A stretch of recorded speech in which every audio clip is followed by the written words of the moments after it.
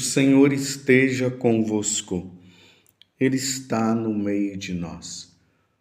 Proclamação do Evangelho de Jesus Cristo, segundo João. Glória a vós, Senhor.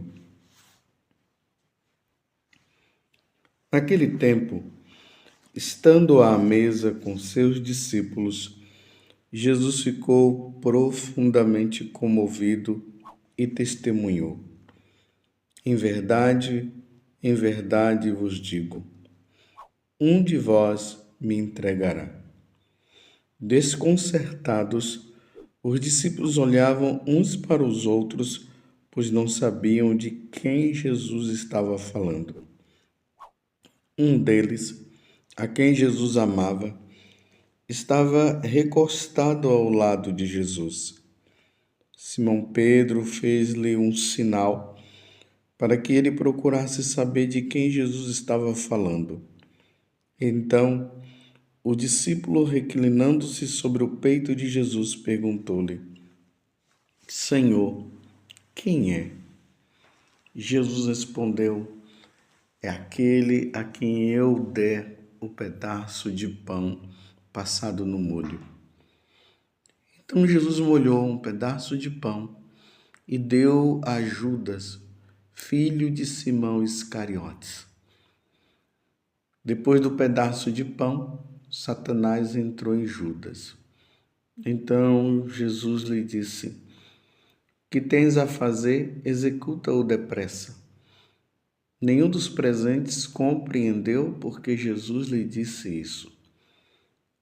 Como Judas guardava a bolsa, alguns pensavam que Jesus lhe queria dizer: compra o que precisamos para a festa, ou que desse alguma coisa aos pobres. Depois de receber o pedaço de pão, Judas saiu imediatamente. Era noite.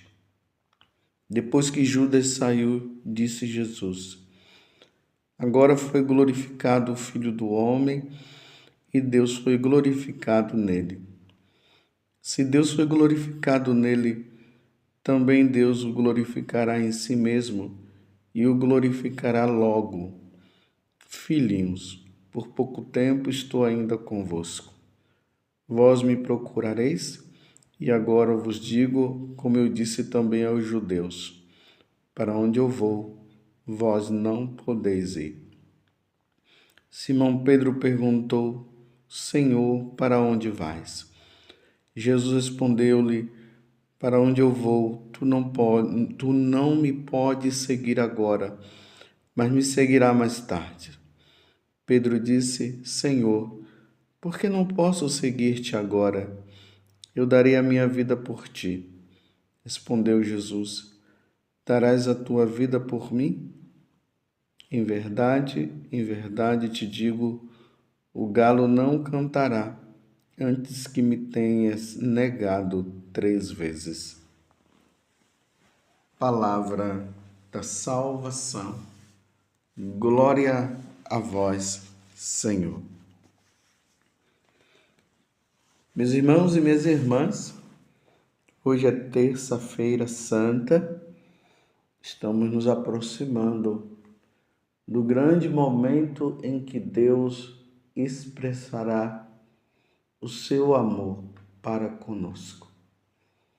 Deus amou tanto o mundo, ou seja, Deus amou tanto a nós pecadores, nós que o ofendemos, nós que vivemos a consequência do pecado original, que deu o seu Filho único, para que todo o que nele crê não pereça, mas tenha a vida eterna.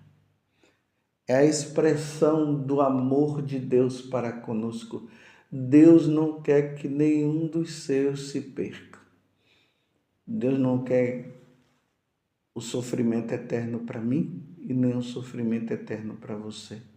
Deus não quer a condenação eterna para mim e muito menos para você.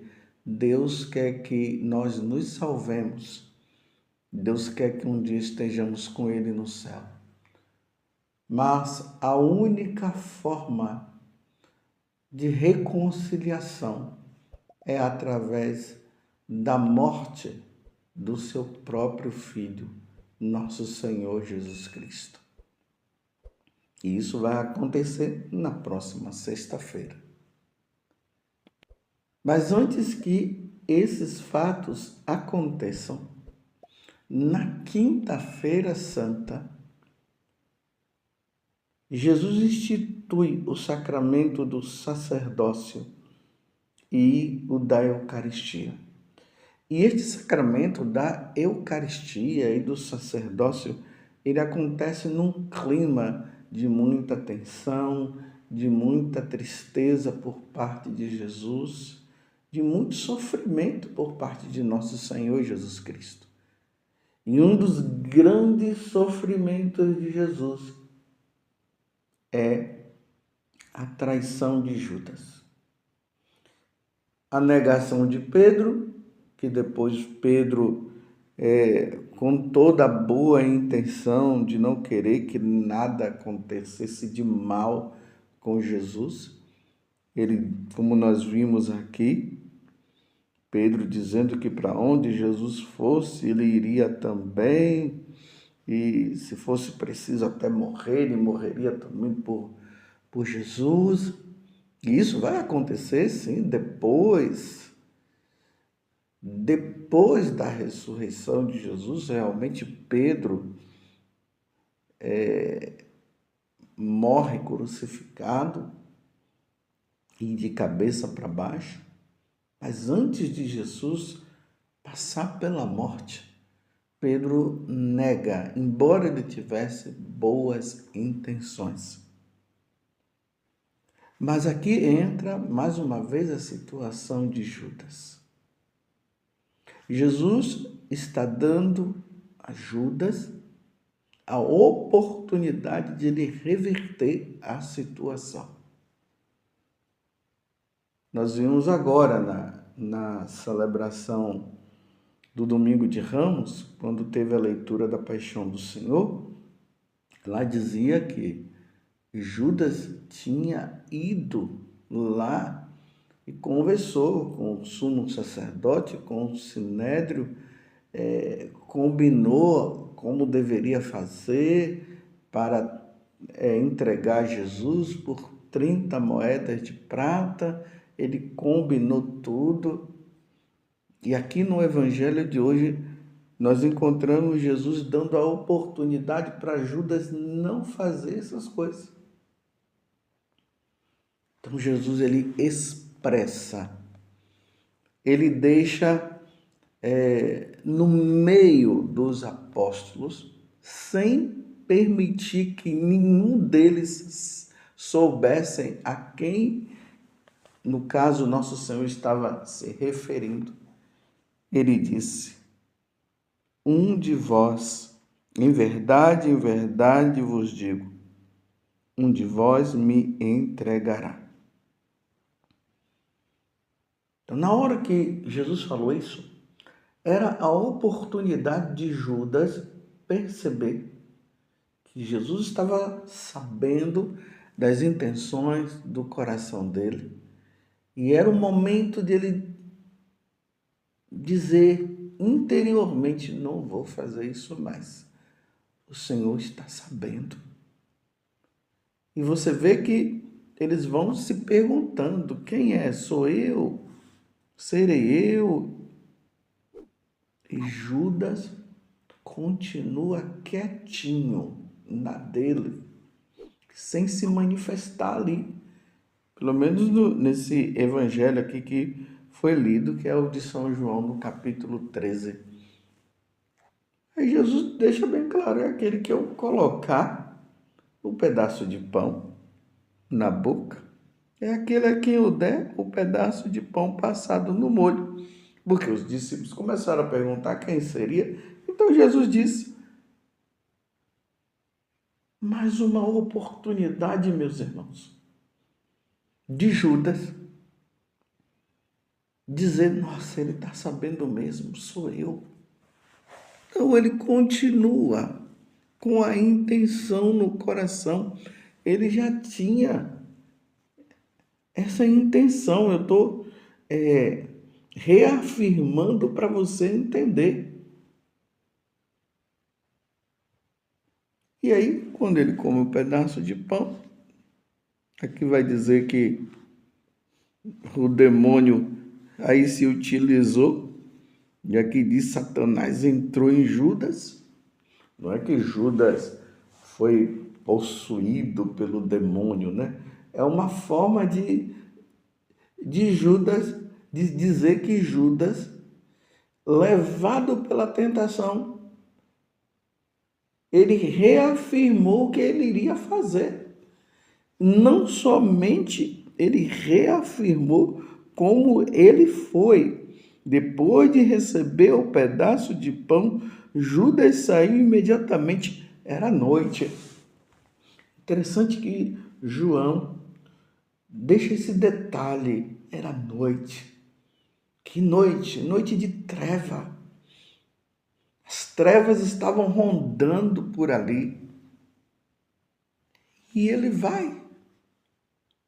Combina tudo, faz tudo. Com a intenção de trair Jesus. Aí vocês veem, né, que depois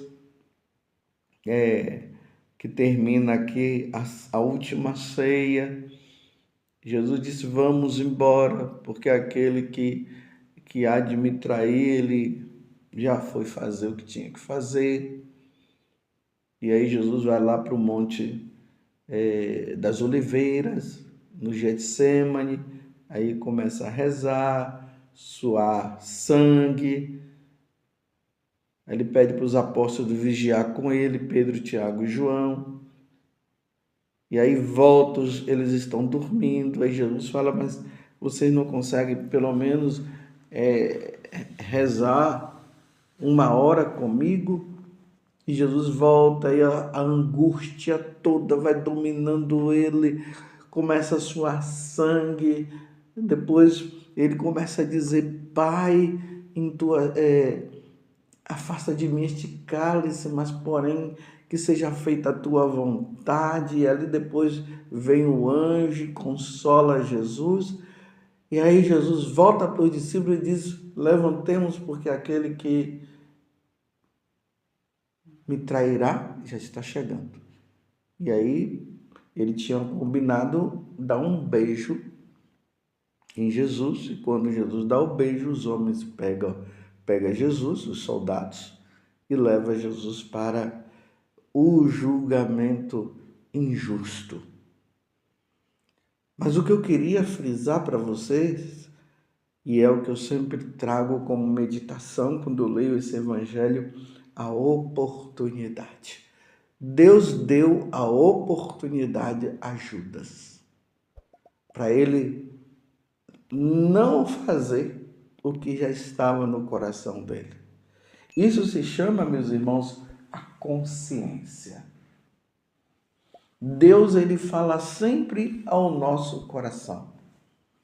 É na consciência que Deus vai dizer o que nós devemos fazer para evitar o mal.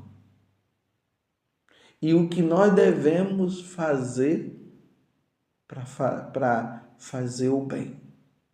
Evitar o mal e fazer o bem. A nossa consciência é ali que Deus fala. O catecismo vai dizer que a consciência é como um sacrário. No sacrário nós colocamos Jesus lá. Jesus está presente ali na Eucaristia, ele fica ali no sacrário. A nossa consciência é como esse sacrário, aonde Deus está falando para nós. Não faça isso. Faça isso. Mas só que a decisão será sempre nossa. Então, meus irmãos, não adianta dizer para nós, batizados e tudo mais, que eu caí naquele pecado e eu não sabia. Meus irmãos, os mandamentos da lei de Deus estão inscritos no nosso coração. Vejam que eu falei inscritos, não é escrito. Escrito no lado de fora. É como nós escrevemos no papel. Inscrito é por dentro, dentro do nosso coração. A lei de Deus está inscrita no nosso coração. Nós sabemos muito bem o que é o bem e o que é o mal. Nós adultos. A criança ainda não tem muita base do que é, embora ela ainda fica ali, né, evitando determinadas coisas. Mas ela ainda não chegou à idade da razão. Nós já chegamos à idade da razão. Uma vez eu estava conversando com uma pessoa que ela dizia bem assim: Padre, como é que nós sabemos e acabamos fazendo? Nós sabemos o que é o errado e acabamos por fazer. Eu disse: pois é. É a decisão que cada um deve tomar. Eva não coma e Adão não comam. Eva e Adão não comam do fruto do conhecimento do bem e do mal, senão vocês vão morrer. Olha aqui, Deus falou. Na hora que a serpente veio, Eva já sabia. Mas ela se deixou dominar e acabou fazendo. Meus irmãos, nós precisamos ter momentos para nós pararmos, para nós rezarmos, nos recolhermos, porque é ali no recolhimento do nosso coração que nós tomamos consciência das coisas. A vida de oração sempre nos levará a tomar as decisões de acordo com o nosso Senhor. Você está me entendendo? Estou dando essa paradinha para você pensar. Não vamos, meus irmãos, fazer como Judas. Quando Deus falar ali ao seu coração, que da consciência, isso está errado, não faça. Não faça. Não vamos tomar decisões erradas, não vamos cair no pecado. Meus irmãos, é preciso entender isso.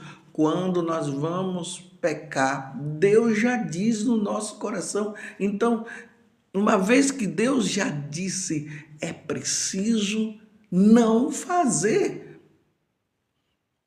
Não é possível que uma mulher não saiba que aquelas intenções que ela está com aquele homem é de traição para com o esposo.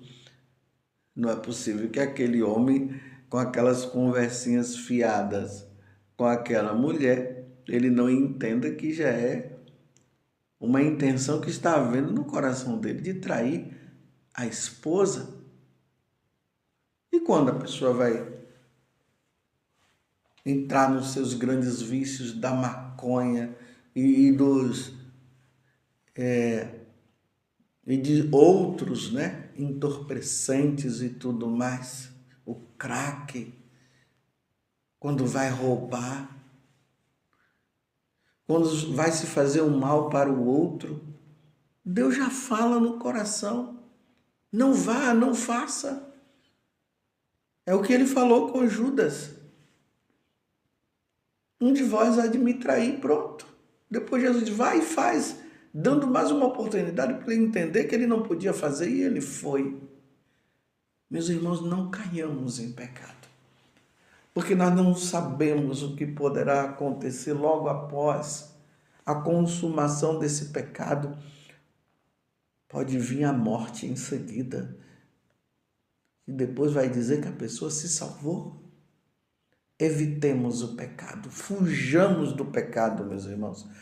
Provavelmente hoje Deus já esteja dizendo para você, mostrando para você que você não deve fazer isso. E você está com o intento de fazer. Não faça. Peçamos a Nossa Senhora a graça de ela interceder por nós para que nós não caiamos em pecado mortal. Porque poderá ser um momento decisivo, tanto para você como para mim. Ó Virgem Santíssima, não permitais que eu viva e nem morra em pecado mortal. Em pecado mortal eu não hei de morrer, porque a Virgem Santíssima há de me valer. Valei-me, Virgem Santíssima. Louvado seja nosso Senhor Jesus Cristo, para sempre seja louvado, e a sua mãe, Maria Santíssima.